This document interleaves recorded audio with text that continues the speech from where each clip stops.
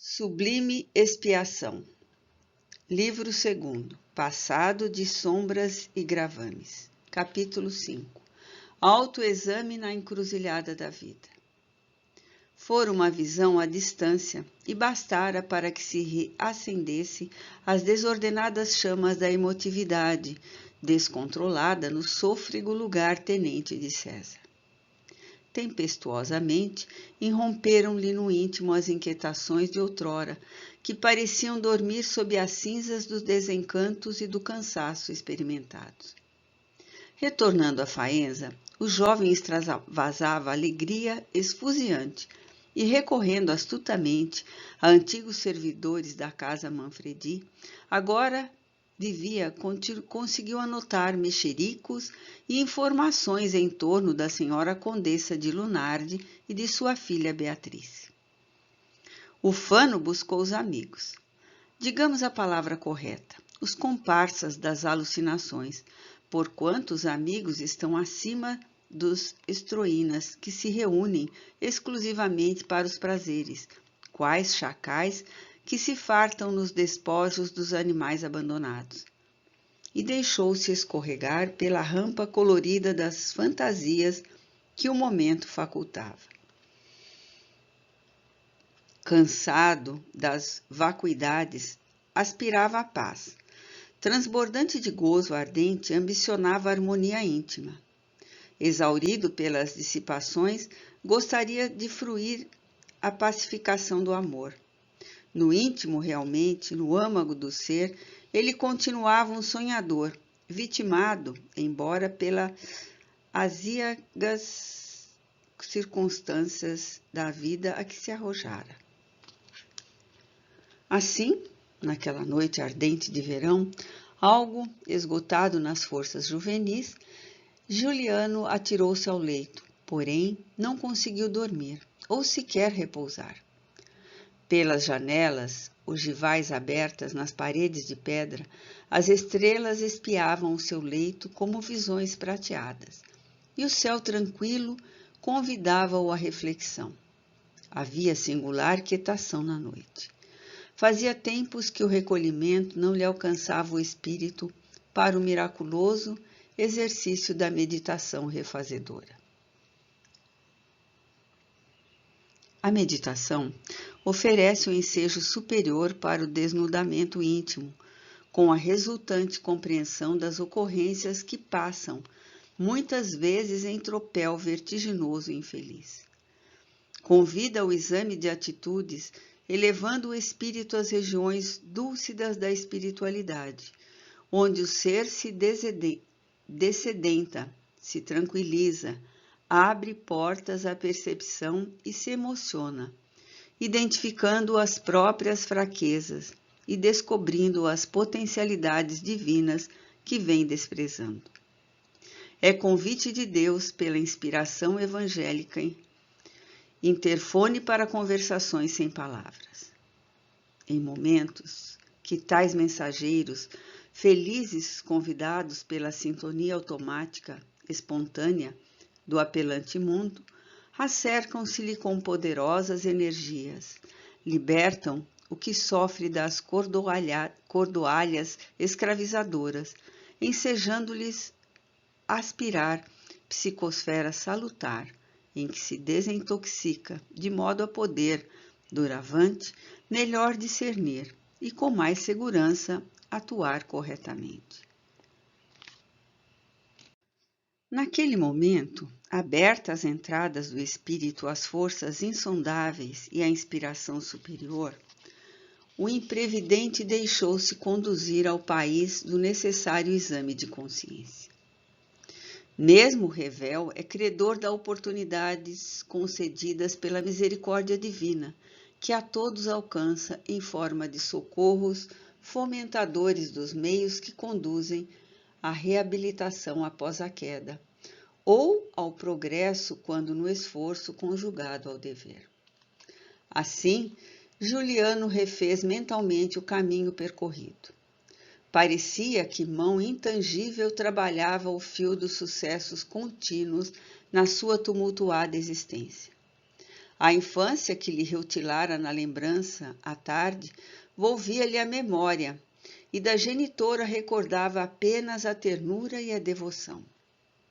Diluía-se-lhe a recordação materna, mas no lusco-fusco mental, alguma coisa brilhante que ela trazia no transelindo de ouro pendente do pescoço ficara ali na retina infantil.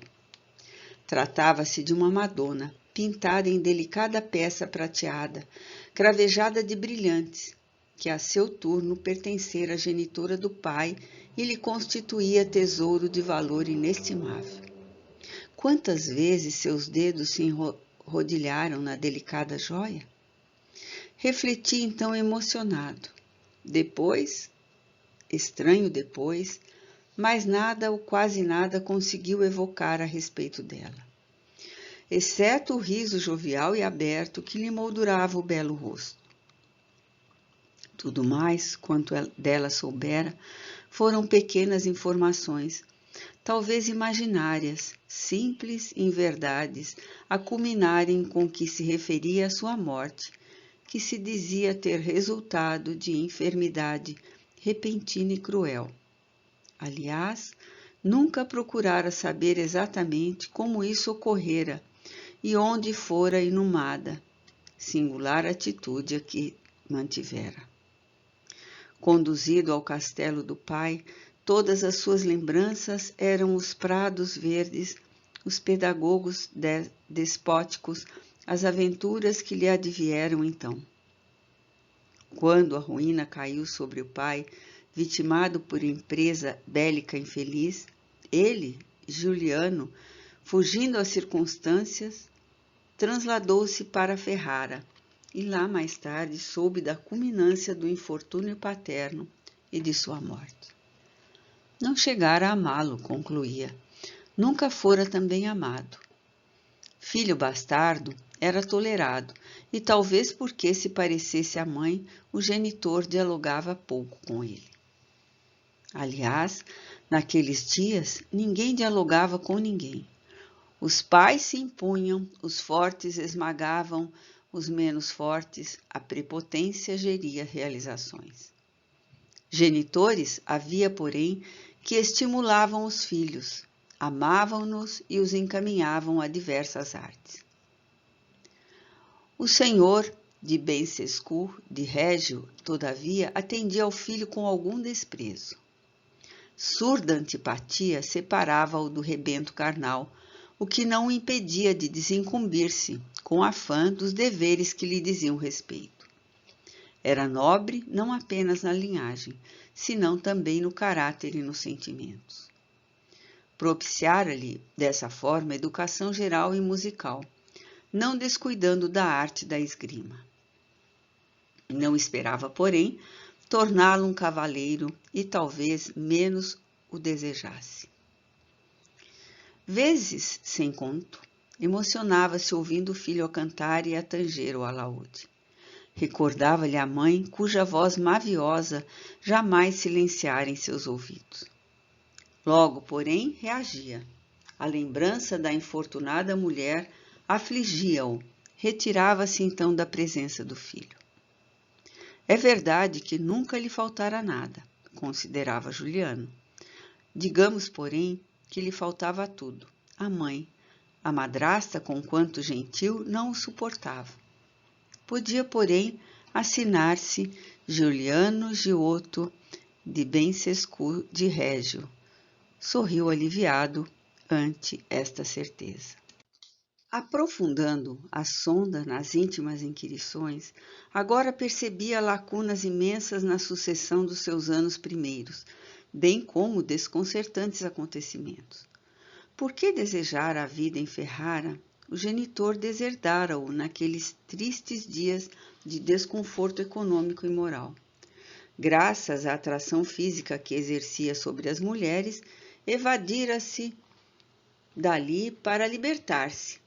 Receoso na corte de Lucrécia, pela mesma razão, traíra os benfeitores e novamente fugira, desta vez para César, complicando ódios familiares, E assim, pouco depois de sentir-se amparado pela felicidade, que lhe abria os braços, generosa, eis que se via atirado surpreendentemente às mãos da desgraça em fuga ou em desequilíbrio. Num balanço justo, concluía o saldo da peregrinação. Apresentava-lhe maior soma de sofrimentos. Tudo passara com celeridade. O seu ontem, mais distante, era próximo. Esse é um dos tesouros da juventude. As distâncias e o tempo não se configuram reais nem exatos. Relacionando episódios, descobria-se no fosso de uma solidão quase permanente. Amava a agitação, o bulício, a beleza, o brilho dos espetáculos. A música acalmava-o, fazendo-o lascivo ou melancólico. A dita era transeunte das suas horas, nunca demorada hóspeda. Quando terminavam os risos e as loucuras, sim, chamemos loucura a sede irreversível das sensações novas e dos novos gozos. Experimentava a estranha presença da solidão que o obrigava a fugir. Vezes outras, no auge dos estímulos vulgares, sofria a soledade, embora o tumulto à sua volta. Não chegara a consolidar afeições. A brejeirice dos cortesãos, ávidos de lucros, e o suborno dos bajuladores repugnavam-no. Pessoalmente, sentia-se mal classificado no próprio conceito. E quando se está mal consigo mesmo, não se logra estar bem com pessoa alguma. Cria em Deus, no entanto, jamais lhe buscar o refúgio. Ora, acreditava em Deus por osmose psíquica. Acostumara-se a aceitá-lo, porém não cogitara sequer de conhecê-lo. Reservava as relações entre ele e o Pai ao clero intermediário, e às vezes ignominioso, não raro interessado na ignorância e na usurpação, salvo muito honrosas exceções. Compreendeu, por fim, que lhe faltava amor. Aquele amor que transforma o deserto espiritual do homem em oásis de bênçãos e que faz reverdecer a face crestada das aspirações amortecidas. Insopitável ternura umedeceu-lhe os olhos. A visão constante e perturbadora de Grácia, sensual e provocante, desvaneceu-se, e o espírito instável, lenido pela aragem das reflexões honestas que o venciam, acalmou-se. Tomado pelas mãos invisíveis que o amparavam, Juliano mergulhou em sono renovador e desprendeu-se parcialmente do corpo. Almas da terra. Quando o fragor das inquietações estiver a ponto de estraçalhar-nos, se nas encruzilhadas não souberdes o caminho a seguir e todas as rotas vos parecerem acesso a abismos, quando insuportável desesperação vos houver arrastado a conclusões infelizes que vos pareçam ser a única solução, quando os infortúnios em vós excruciando, tenderem a tornar-vos indiferentes ao próprio sofrimento, tendes o veículo da oração e dispondes do acesso à meditação remediadora. Talvez não nos sejam supressos os problemas, nem afastadas as dificuldades. No entanto, dilatareis a visão para melhor e mais apurado discernimento. Lobrigareis mais ampla compreensão da vida e das suas legítimas realidades. Experimentareis a presença de forças ignotas que vos penetrarão, vitalizando-vos, elevar-vos-eis às zonas psíquicas relevantes, donde volvereis saturados de paz, com possibilidades de prosseguirdes, não obstante, quaisquer difíceis conjunturas existentes ou por existirem. Porque a prece apazigua e a meditação refaz, a oração eleva, enquanto a reflexão sustenta. O pensamento nobre, comungando com Deus, em Deus aure a vida, e dialogando, em conúbio de amor, extravasa as impurezas e se impregna com as sublimes vibrações da afetividade, que se converte em força dinâmica para sustentar as combalidas potencialidades que então se soerguem e não mais desfalecem.